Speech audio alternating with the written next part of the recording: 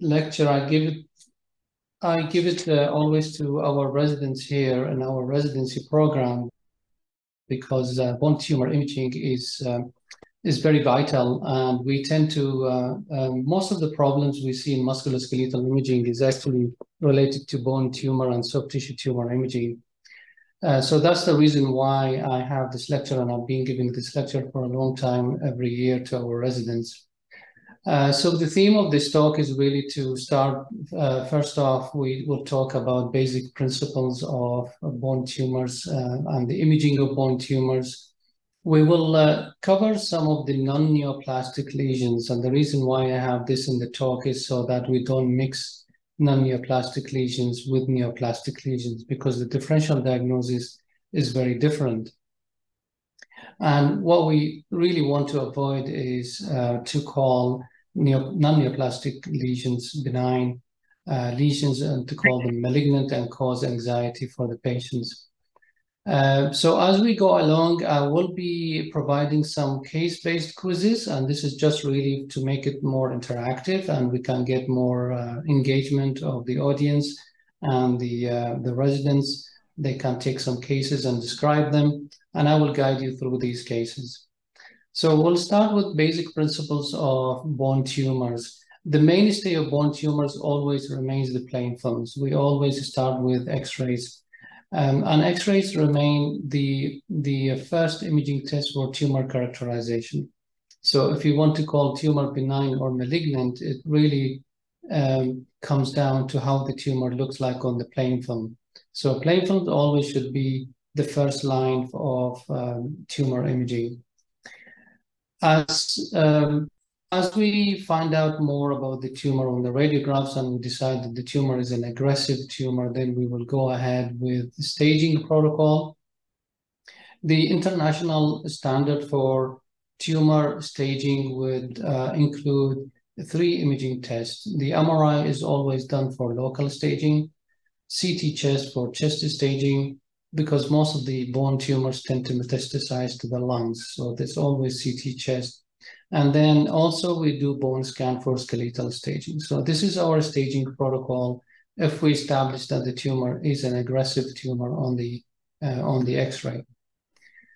As we finished with the staging, then we would refer patients to bone tumor centers. And in Canada or in the UK, bone tumor centers will carry out the biopsy because they have engagement of the orthopedic surgeons. The orthopedic surgeons will guide the radiologist about the access or the direction for the needle biopsy to avoid contamination. At the bone tumor centers, they will do all the other procedures, necessary procedures, whether it's a limb salvage procedure or amputation. They will also do the chemotherapy and radiotherapy. So that's what happens with bone tumors. It starts with X-rays until it ends in with the surgeons or the oncologist in the bone tumor centers. This is the internationally accredited and approved bone tumor management pathway. So what is our role as radiologists in these patients with bone tumors? Our role starts with lesion detection. We are the first people who detect that there is a tumor, whether we see it on the plain film or we see it accidentally on the on CT chest or CT abdomen. So we are the first people to find out about the tumor. Then we will do the lesion characterization. We do dedicated radiographs. So if we saw a tumor on CT, for example, tumor in the humerus or in the scapula or the clavicle, we would always recommend doing radiographic correlation. And as I mentioned earlier, because radiographs remain the mainstay for tumor characterization. After that, we will do the staging, the local staging with MRI, distant staging with CT and bone scan. And we also sometimes do biopsies. So if you worked in a bone tumor center, it's an expectation that you do a CT-guided biopsy, for example, or a fluoroscopic-guided biopsy of the bone tumors. We also do the follow-up imaging for these patients who end up having limb salvage surgery, chemotherapy, or radiotherapy. We do the follow-up imaging to detect any residual tumor or tumor recurrence. So that's the role of the radiologist in terms of managing patients with bone tumors.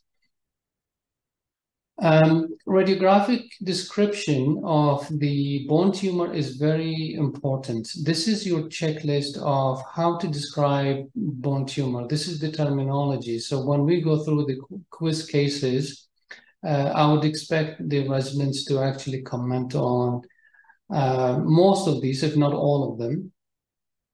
Always start with patient's age. Are we dealing with a child or are we dealing with an adult?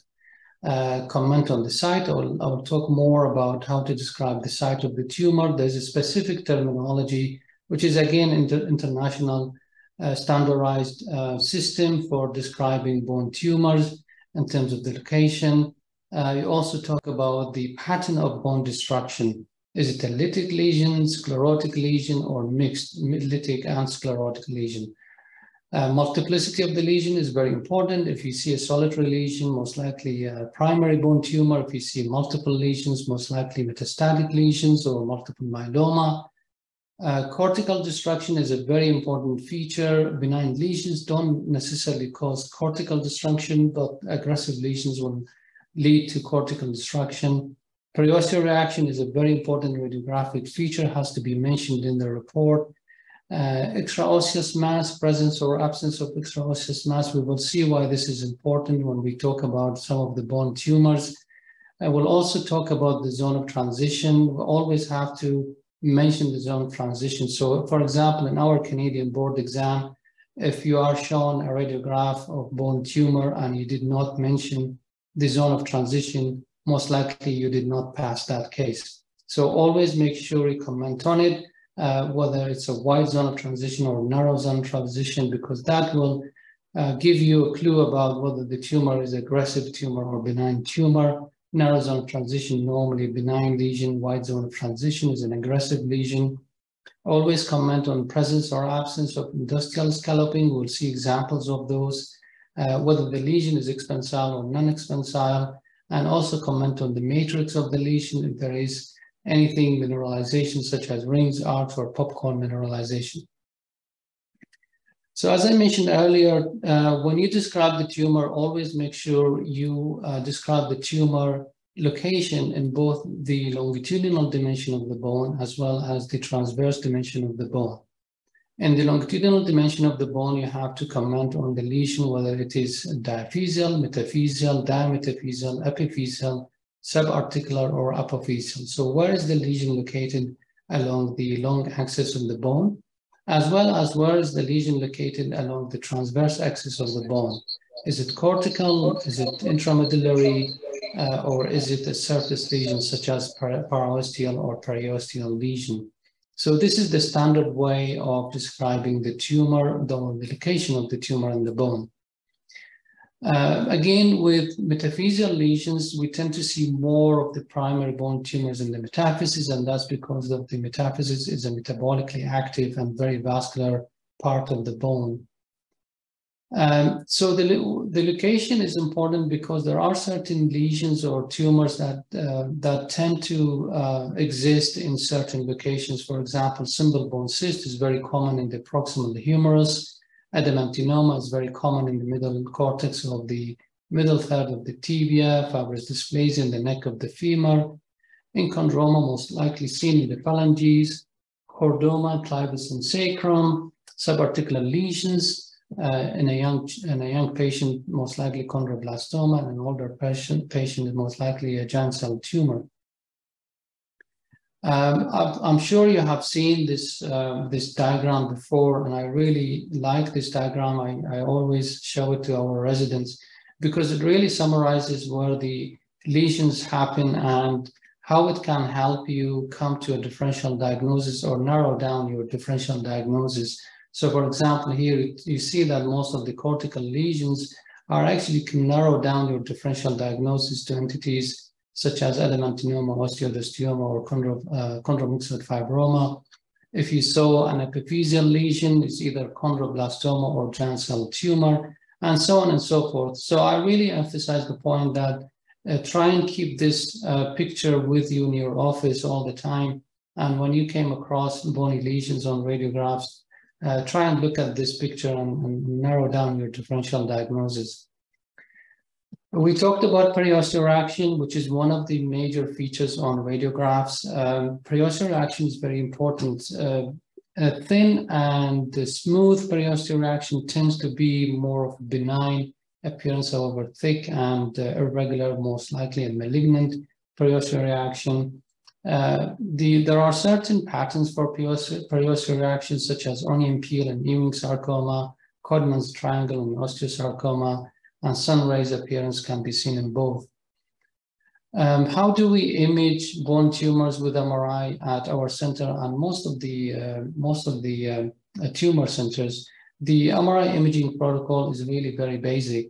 There's nothing too complicated about it.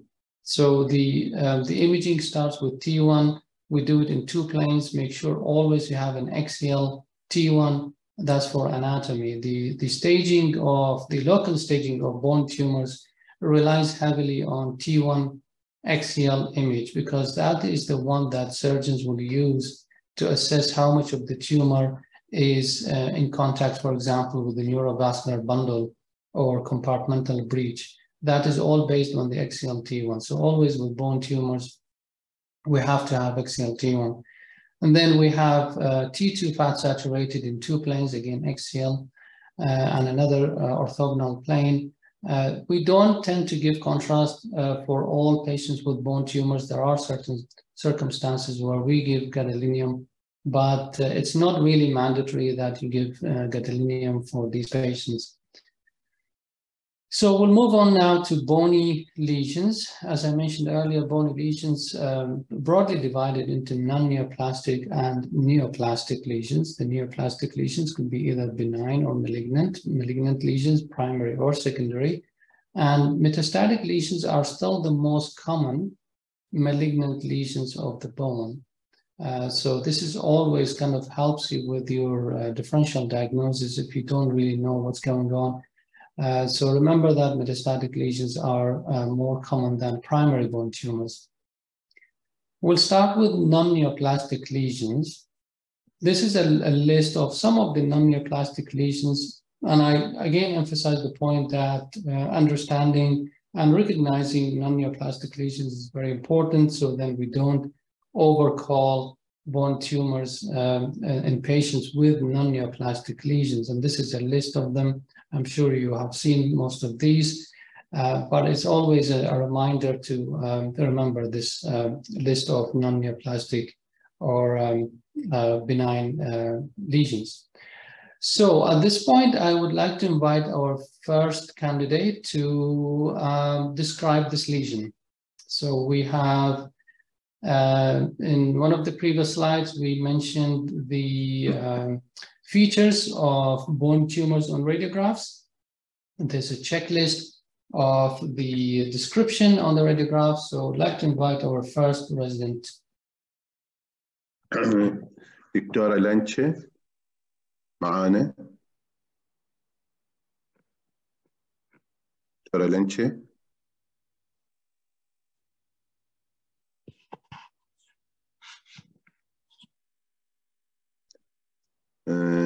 ناخذ دكتورة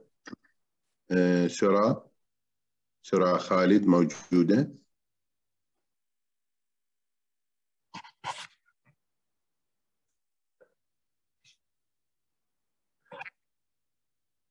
ماكو الظاهر. روح على دكتورة رجاء عزيز. دكتورة رجاء. صباح الخير. صباح الخير أستاذ. صباح الخير. Describe and give provisional diagnosis على هذا الكيس. Yes. Lateral X-ray of foot, calcaneal bone, show a well-defined lucent lesion, narrow zone of transition, no cortical destruction, no sclerotic border, show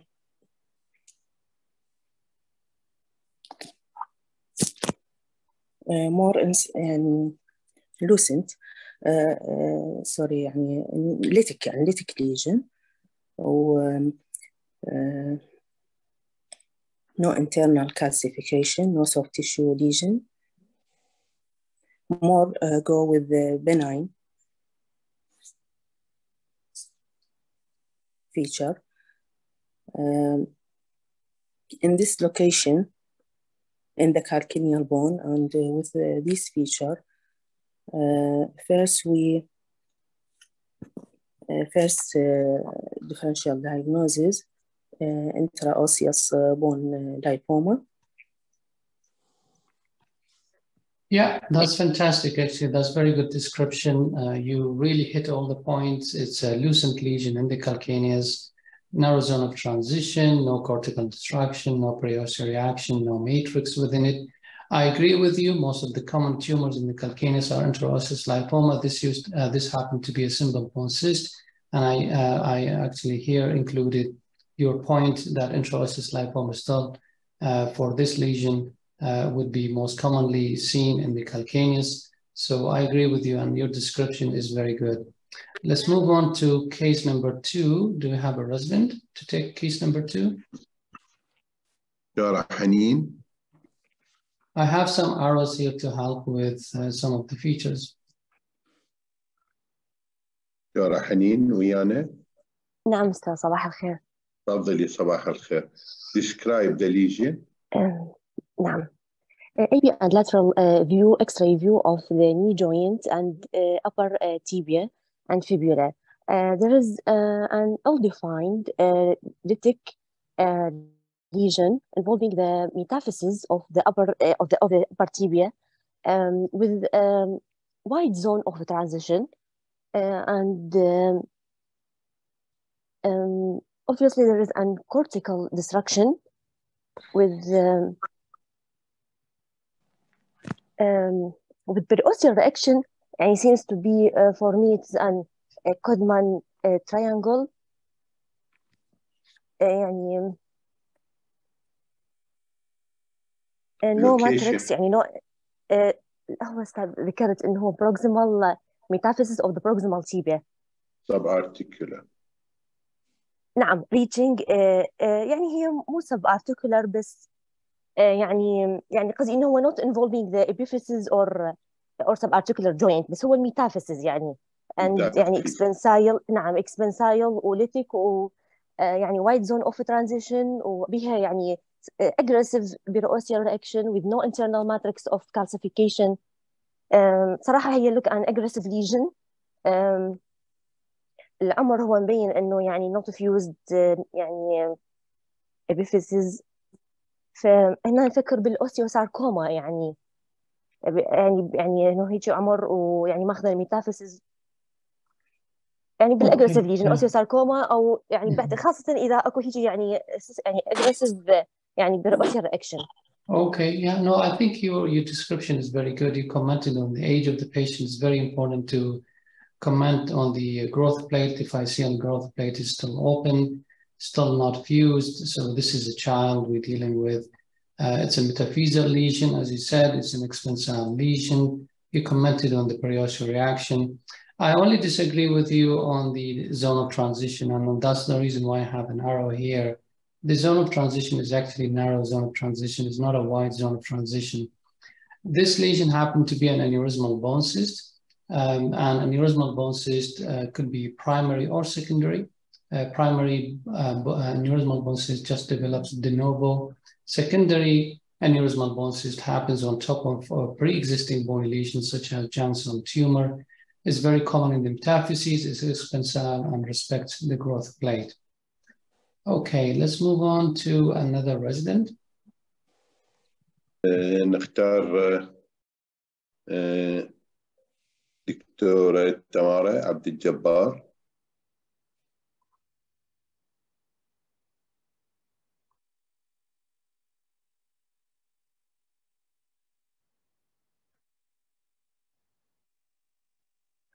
صباح الخير أستاذ. صباح الخير. Describe the lesion. This is an AP view of the pelvis and the hip joint involved in the view also. The main lesion seen in the right femoral head, lytic lesion, and well-defined lytic lesion, no significant bone expansion or cortical destruction. ما دا أشوف significant periosteal reaction.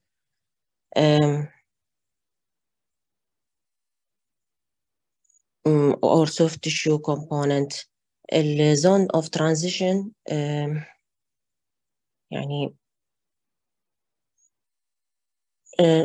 not a zone of transition. Regarding the age of the patient يعني still هو أكو ماكو fusion of the epiphyses، فأعتقد هو young patient. differential diagnosis أفكر يعني من lytic lesion و بالupper femur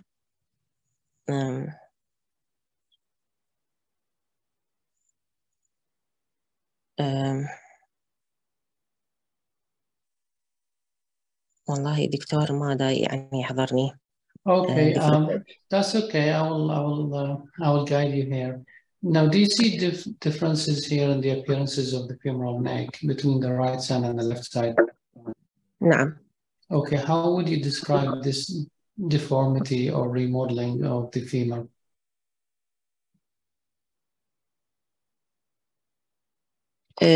الفيمورال neck wide and short. I think يعني cork deformity أو Sorry, what's deformity? I don't know. Sorry. Okay. دكتورة نور عادل. دكتورة نور. نعم صباح الخير. صباح الخير. This lesion involves the neck of the femur, and there is a sclerotic chip, just like a fallen fragment sign. Yeah.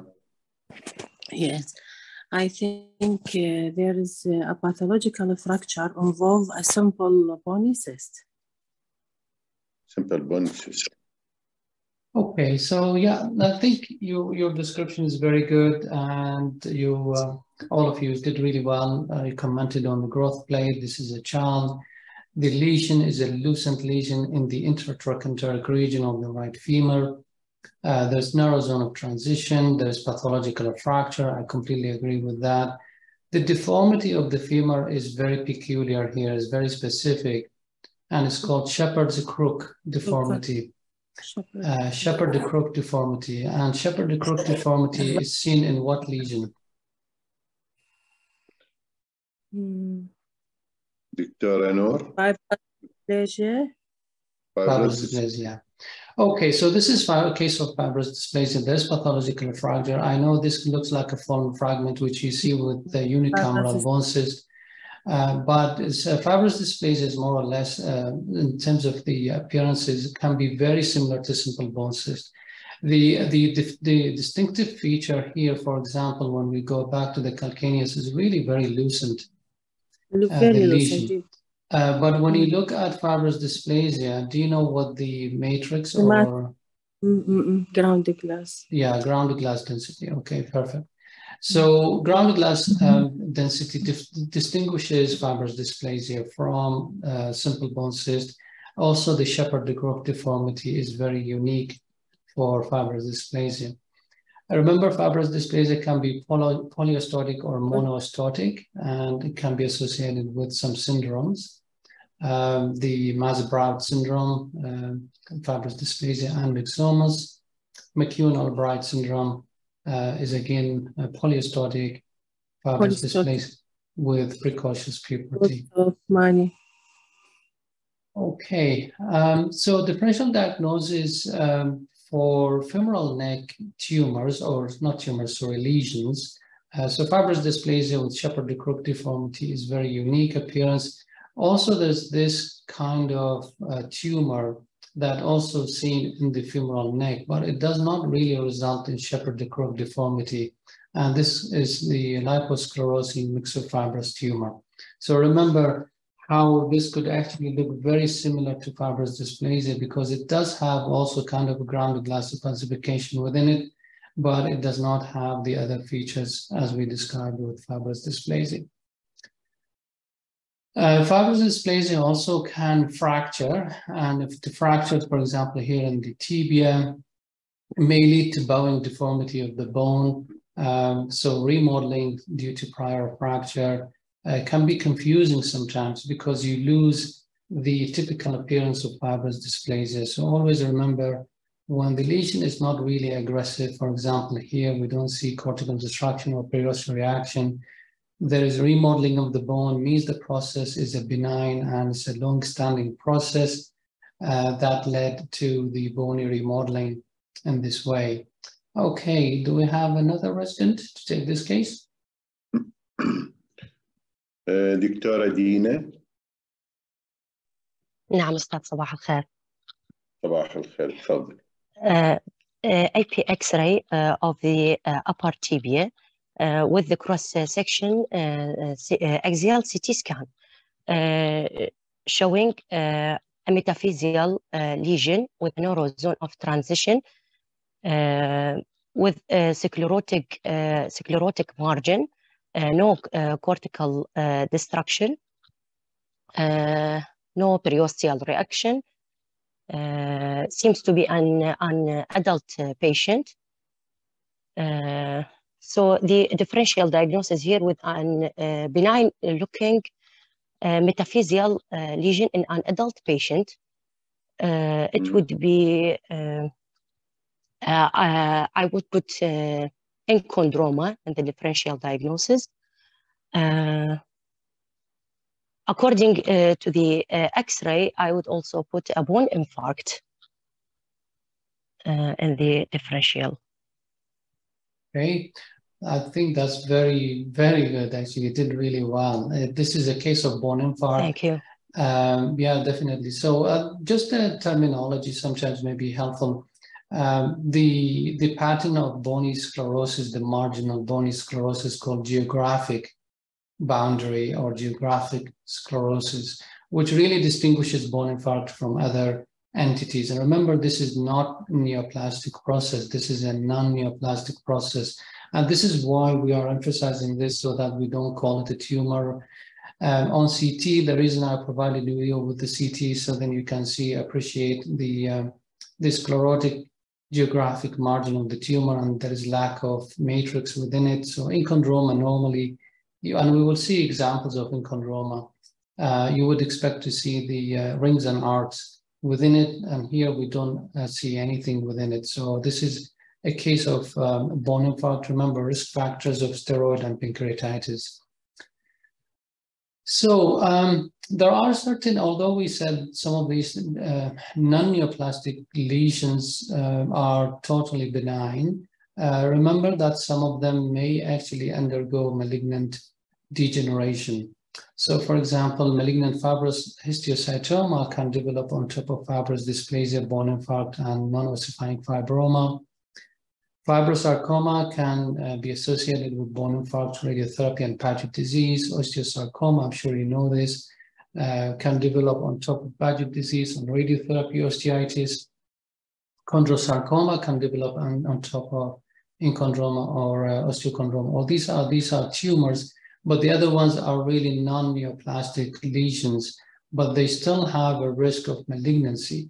And why is this important is because if you had a patient who, let's say, for example, had a bone infarct, and the bone infarct looked stable for some time, but then patient presented later with pain, and you did an X-ray and you saw changes in the bone, and you looked at the previous radiographs and you saw bone infarct. So the explanation for the changes that develop later is most likely that patient developed malignant fibrous histiocytoma on top of the bone infarct. So remember that these non-neoplastic lesions may still degenerate into a malignant process.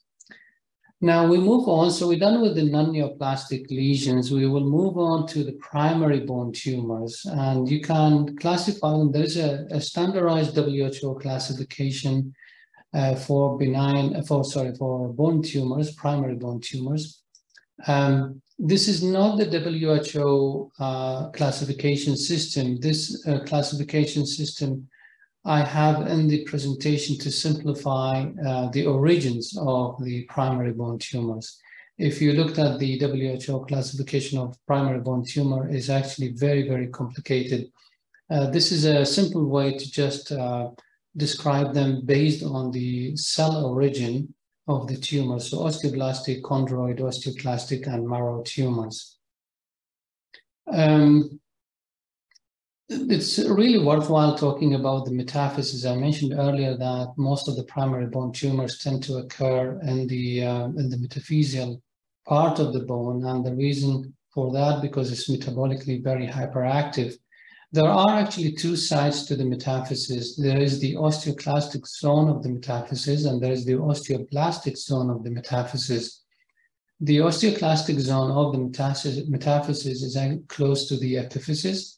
And the role of the osteoclastic zone is actually to transform the bone from a wide bone into a narrow, slender bone. And in order to do that, the osteoclastic zone is rich in osteoclasts. And because the osteoclasts are present in this part of the bone, you tend to see most of the lytic tumors, such as giant cell tumor and lytic sarcomas, in this part of the bone. And this explains why we see giant cell tumor in this part of the bone. However, on the osteoblastic zone of the metaphysis, the role of this part of the metaphysis is to transform the bone that has been narrowed by the osteoclast into a strong bone. In order to do that, then the osteoclastic zone will have to have osteoblasts, and the osteoblast will make the mineralization of the bone and would be responsible for forming the cortex, which is very thick. If you look at the cortex in the metaphysis, is actually very thick compared to the cortex in the metaphysis and in the epiphysis. And because we have osteoblast in this part of the metaphysis, then this part was most likely develop the osteoblastic tumors such as osteosarcoma, osteodystioma, and osteoblastoma. So remember this division of the metaphysis and why tumors occur on either side of the metaphysis. We'll start with the first cell origin tumors, which are the chondroid tumors. The benign chondroid tumors, there's something unique about the chondroid tumors as to why we get chondroblastoma in the epiphysis and why we get inchondroma in the metaphysis. And the reason for that is because during the bone formation at the growth plate, some of the dysplastic cartilage nests may be deposited in the epiphysis and later they form chondroblastoma, or they may get deposited in the metaphysis and later they develop inchondroma. So all of that happens because of these dysplastic nests of the cartilage that leave residues in the bone on either side of the metaphysis. So we'll start with this case and we will need a resident to take this case. دكتور حسين محمود. نعم أستاذ، السلام عليكم. عليكم السلام. Ustad, there is well-defined lytic lesion with narrow zone of the transition بالmiddle phalanx.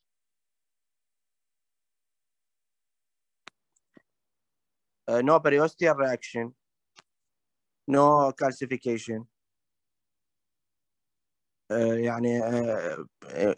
This with inchondroma, picture of inchondroma. Typical location مالته هي دائما بالphalanx. Okay, yeah, fantastic. I think this is an inchondroma. As you said, the phalanges are the most common location for inchondromas. On X-ray, what we really see is the phalangeal lesion, which is predominantly lucent or lytic lesion. Sometimes we see industrial scalloping. This arrow here is showing the areas of industrial scalloping. which is a characteristic feature of enchondromas. And the reason why you get industrial scalloping is because of this hyaline cartilage that is formed by the tumor, which starts to grow and then starts to exert mass effect on the industrium, and then it develops industrial scalloping. Sometimes you appreciate rings and arcs in the tumor, the chondroid matrix, and sometimes they fracture. And in fact, actually, in this case, I showed you there is pathological fracture in it. And the reason why they fracture is because we always use our hands all the time, and to have a tumor in the finger is always prone to fracture. So yeah, that's classic location and classic case of enchondroma in the phalanges. The enchondromas can also be seen in the longitubular bones, such as, for example, in the humerus here. And the way to appreciate it is also by assessing for the rings and arcs, the chondroid matrix in the bone. So this is a classic appearance of an enchondroma. There is, we will talk about enchondroma versus low-grade chondrosarcoma in a minute, but this is a chondroid. This is how a chondroid matrix looks like. Enchondromas are very rare in the flat bones, such as the pelvis, the spine, the scapula, and the ribs. They're not really, they are not commonly seen in the flat bone. They are not tumors of flat bone. They are tumors of the phalanges and the long tubular bones. And the reason why they are... Okay, so we, yeah, so the enchondroma. On CT, it's really helpful sometimes if you're not sure whether the lesion has chondroid matrix or not. Sometimes on the radiograph, may not really appreciate the rings and arcs, so you can do CTs to assess the chondroid matrix and make sure this is an enchondroma, not any other type of tumor. For example, we talked earlier about bone infarct and how it may look like an enchondroma. You could do a CT scan and you look for chondroid matrix in enchondroma, but geographic bony sclerosis with bone infarct. On MRI scan, enchondroma demonstrates intermediate signal intensity on T1, hyperintense signal intensity on T2. Sometimes you may see signal void because of the mineralization or calcification within the bone. There are syndromes associated with enchondromas, for example, O'Leary's syndrome, which is multiple enchondromatosis, which tend to happen in the appendicular skeleton. And the reason why this is an important entity we talk about is because of the sarcomatous transformation with O'Leary's disease. They transform to osteosarcoma in young patients, but chondrosarcoma in older patients. Another syndromic association with enchondromas is Maffucci syndrome. It is non-hereditary syndrome, and these patients will develop multiple enchondromas as well as soft tissue cavernous hemangiomas. And the way we actually realize there is a Maffucci syndrome is when we do an X-ray, we see enchondroma, and then we also see soft tissue phlebolyths. And the phlebolyths is the giveaway sign for the hemangiomas. So the having both of these on the X-ray, then you raise suspicion of Maffucci syndrome. And again, this syndromic association with enchondroma is associated with malignant transformation. The enchondromas transform to chondrosarcoma. The hemangiomas may transform to vascular sarcomas. There is an entity here we have to always look for is how we can be sure that what we're looking at is an enchondroma, not a low-grade chondrosarcoma, especially in a longitubular bone, such as the humerus here. So this is how you differentiate between an enchondroma and low-grade chondrosarcoma. The most important feature is pain. If patient is presented with pain, it's most likely to be a low-grade chondrosarcoma. Enchondroma is normally very painless, but history of pain is very worrisome for low-grade chondrosarcoma. On the radiographs, if the tumor is more than 3 centimeters, then it is concerning for low-grade chondrosarcoma. And also, if you notice that there is loss of the mineralization. So, for example, you have a patient who has an enchondroma, pre-existing enchondroma, and then later presented with pain, and you compared the radiograph, the recent radiograph with the previous radiographs, and you started to realize that the mineralization that pre-existed on the prior radiograph started to disappear, then that is a worrisome feature that the inchondroma has now transformed to a low-grade chondrosarcoma. So loss of mineralization is a very worrisome feature on follow-up radiographs. And again, if you saw cortical break and extraosseous soft tissue mass, these are very bad features. Now move on to case number 6. Do we have a resident? العفو دكتور بهجت. دكتور بهجت ويانا. نعم صباح الخير أستاذ. صباح. There is epiphyseal lytic lesion involving the distal or lateral epiphysis of the femur. Most likely it is giant cell tumor. Well-defined narrow zone of transition, no associated soft tissue mass. There is no periosteal reaction. Sorry, are you talking about the femur here? Yes. Okay. Well, the femur is normal. It's slightly rotated. That's why you get the patella superimposed on the medial femoral condyle. And Dr. Bejet, what about Dr. Harun, what about the proximal tibia? Do you see any abnormality? Proximal tibia, yes, there is there is a narrow zone lytic lesion, yes, involving the تقريبا mid of the upper tibia, yes. There is narrow zone transition. Is there any exophytic lesion in the proximal tibial metaphysis? Yes, yes. Medial exophytic lesion. What do you call this?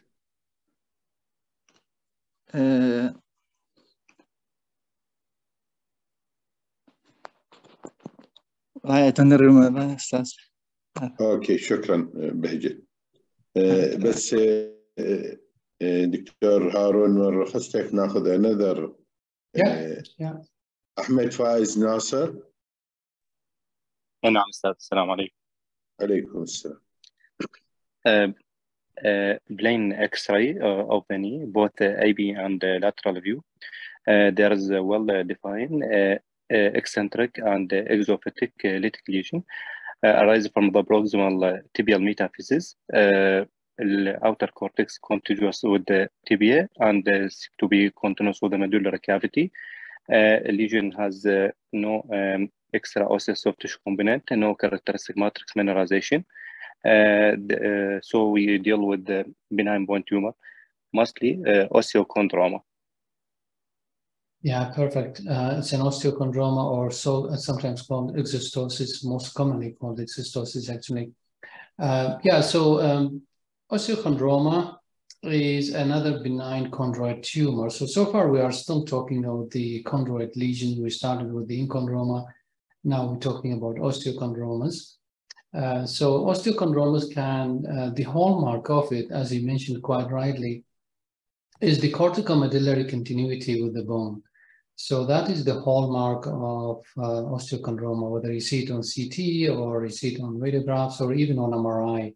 All imaging features should show corticomedullary continuity, and this is very important because there are some other entities, paraosseous ossification lesions such as myositis ossificans or periosteal lesions that may look like an osteochondroma, but they would not have the corticomedullary continuity.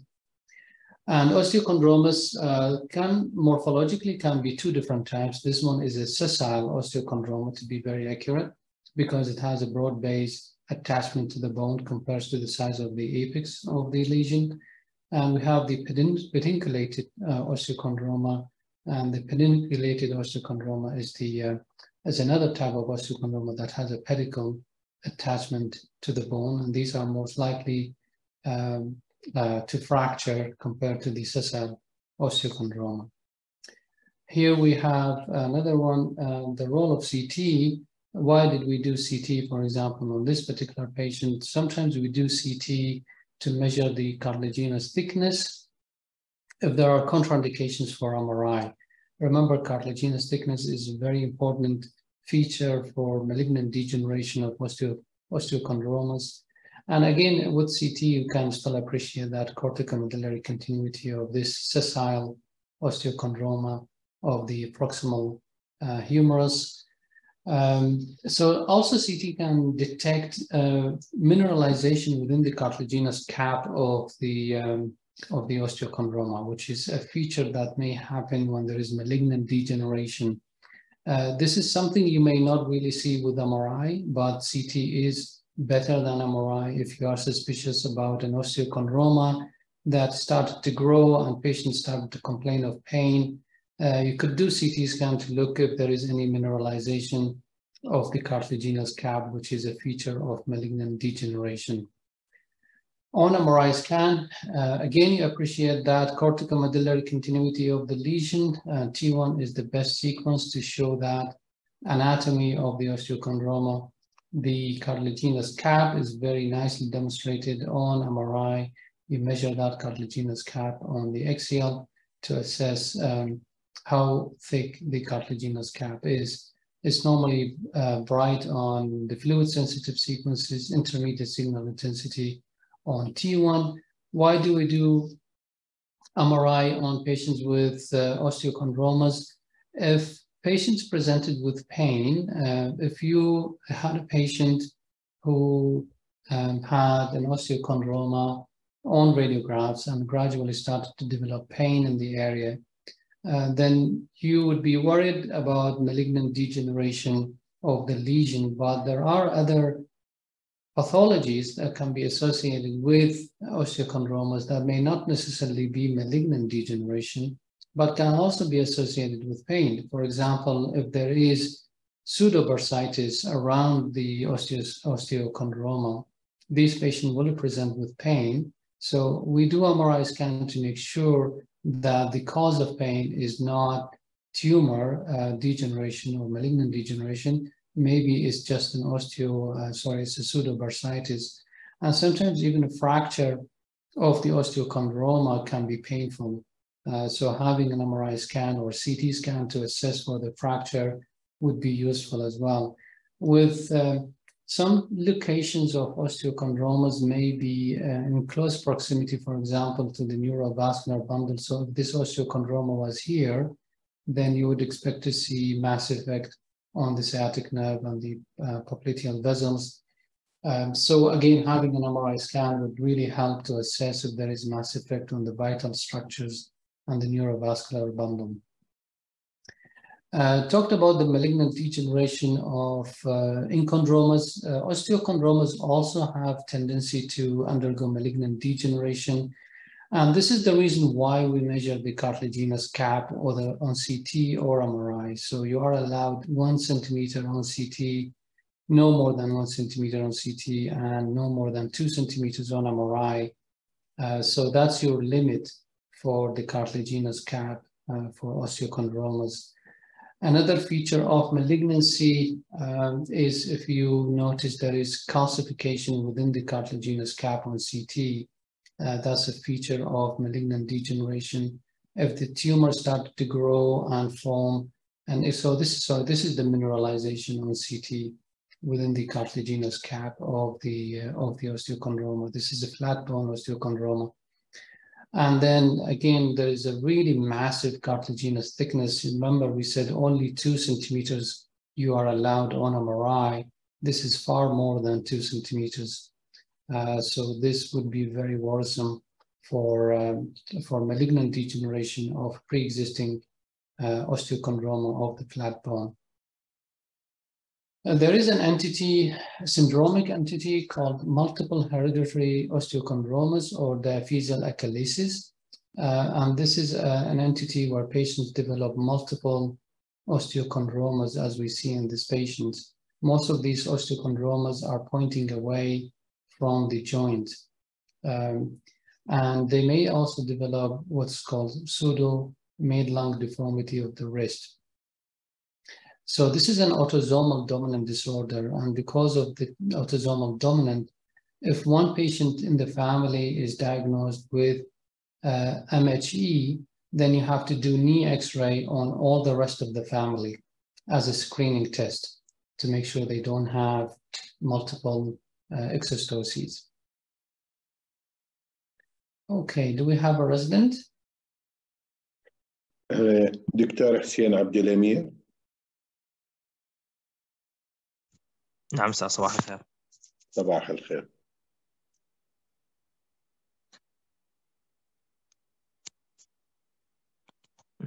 يعني this frontal and frontal radiograph of the left shoulder joint.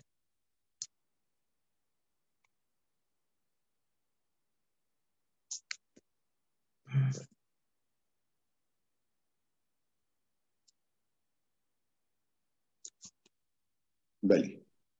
What do you see? The frontal. يعني there is يعني undefined or bony exostosis involving the acromial process of the scapula.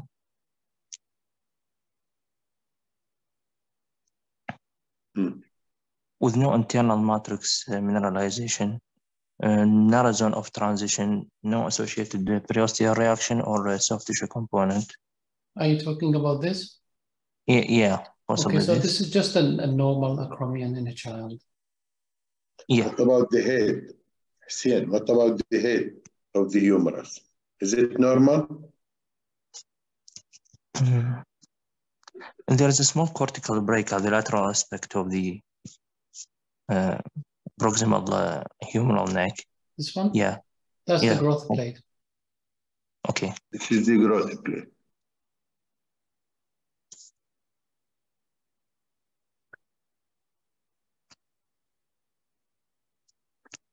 Is the bone density normal?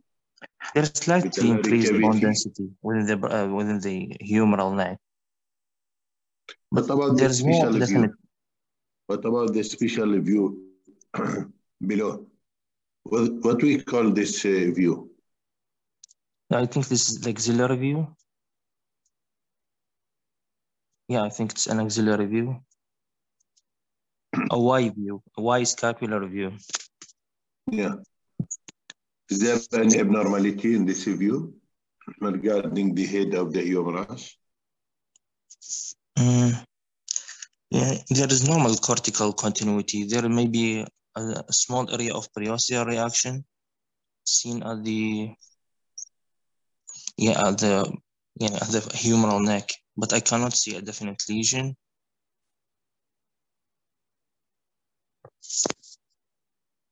اوكي حسين شكرا. دكتورة لنشة. نعم أستاذ. صباح الخير. صباح الخير. Describe the lesion. I can see there is a small lucent lesion in the epiphyseal region of the left humeral head. So the epiphysis seems to be closed. Maybe chondroblastoma. No aggressive features actually, no periosteal reaction, no associated soft tissue mass. Yeah, excellent. Yeah, you did really well. So this is, move on to the next chondroid tumor is the chondroblastoma. So chondroblastoma is, if you remember what we talked initially, when we said that you get cartilaginous arrest, dysplastic nest of cartilage arrest in the, either in the epiphysis or the metaphysis. We said in the epiphysis will later develop into chondroblastoma.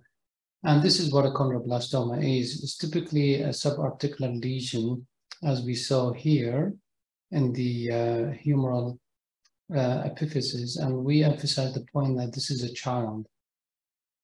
And this is why important that we comment on the age of the patient, because a similar lesion in an adult wouldn't be a chondroblastoma. We would not call it an osteoblastoma, we would call it giant cell tumor.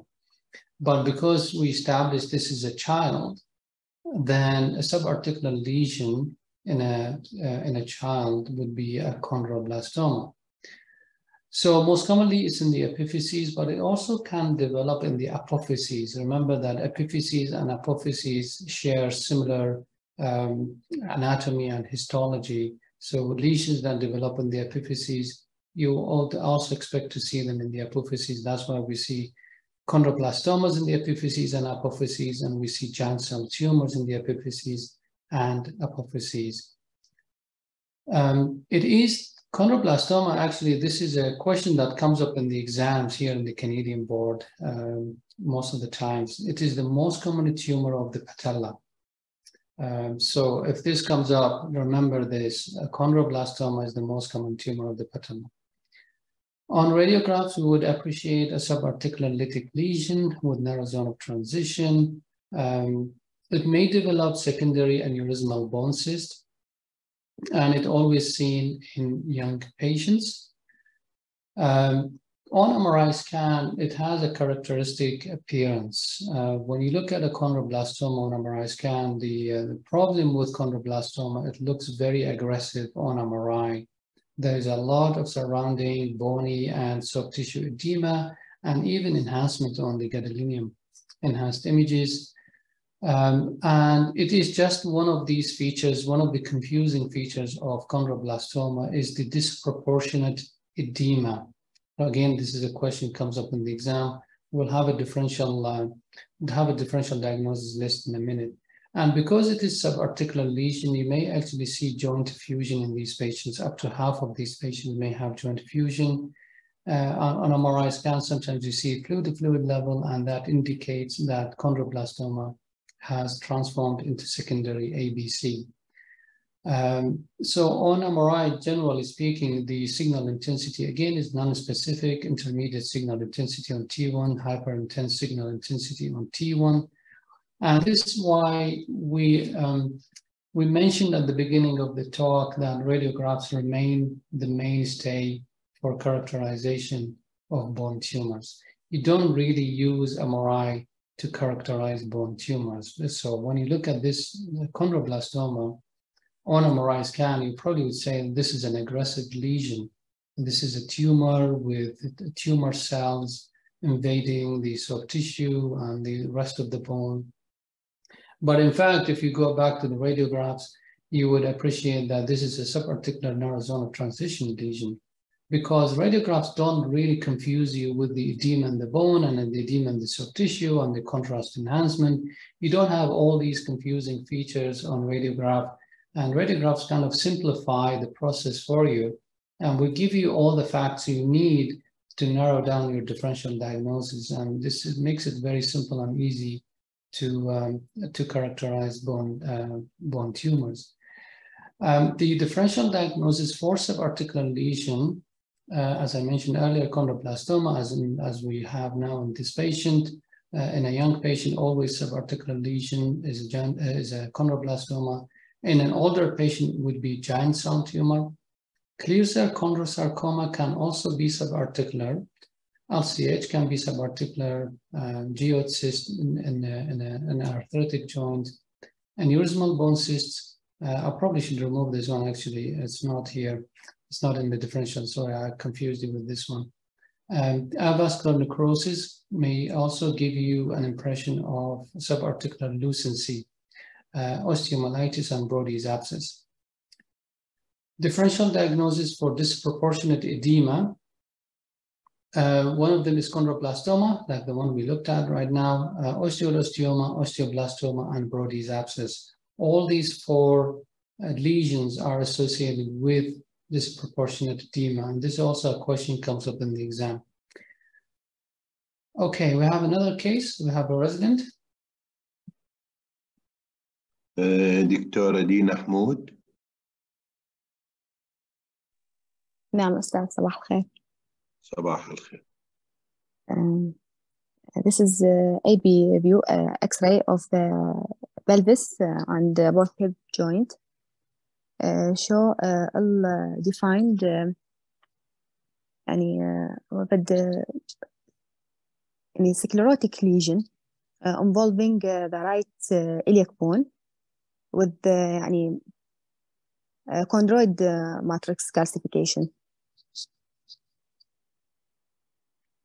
طبعا ال X-ray of skeletal immature patient. يعني I think it is a case of chondrosarcoma. Yeah, perfect. Yeah, skeletally immature patient, flat bone. So you mentioned it's an iliac bone lesion. It is something that would need to emphasize that this is a flat bone lesion. So chondrosarcoma is our last entity for the chondroid group. So chondrosarcoma is commonly seen. Actually, if you narrow it down, it's the pelvis and the femur. About 40% of the lesions of chondrosarcomas, you either see them in the pelvis or you see them in the femur. So this is a flat bone chondrosarcoma. This is a chondrosarcoma developed on top of an enchondroma. We see lysis of the bone around it here. The chondrosarcoma is divided into skeletal chondrosarcoma and extraskeletal chondrosarcoma. So the skeletal chondrosarcoma are the chondrosarcomas that exist in the bone itself. The medullary chondrosarcoma, such as this one, for example, is the most common one, which is 85% of chondrosarcomas are medullary. Exostotic chondrosarcoma is a chondrosarcoma that happens peripherally, so not central, but on top of an osteochondroma. There is a specific type of chondrosarcoma called dedifferentiated chondrosarcoma, which is about 10% of all chondrosarcomas. And the reason why pathologists and radiologists are very keen about this type of chondrosarcoma is because it has two components that exist or coexist in the same tumor. There is the high-grade non-cartilaginous sarcoma, such as malignant fibrous histiocytoma and osteogenic sarcoma, and the low-grade cartilaginous tumor. So the chondrosarcoma is actually the low-grade component in this tumor.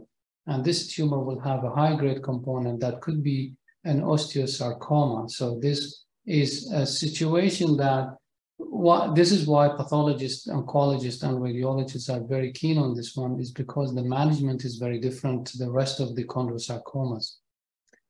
Another entity of chondrosarcoma is the clear cell chondrosarcoma. And we mentioned earlier, this is in the differential diagnosis of the subarticular lesions here, clear cell chondrosarcoma. So it's in the differential diagnosis of the subarticular lesions. The least common chondrosarcoma is the mesenchymal chondrosarcoma.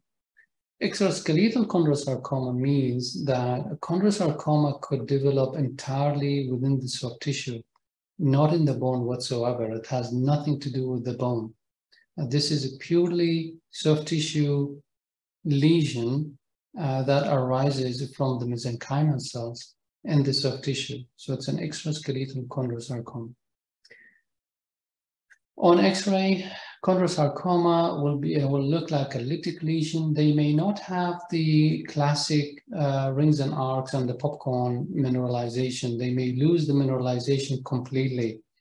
And again, this is one of these entities where you may have a patient with a pre-existing enchondroma that gradually started to lose the mineralization, become more lytic, becomes more aggressive, and they may even disrupt the cortex and have periosteal reaction and extraosseous mass, and they may have industrial scalloping.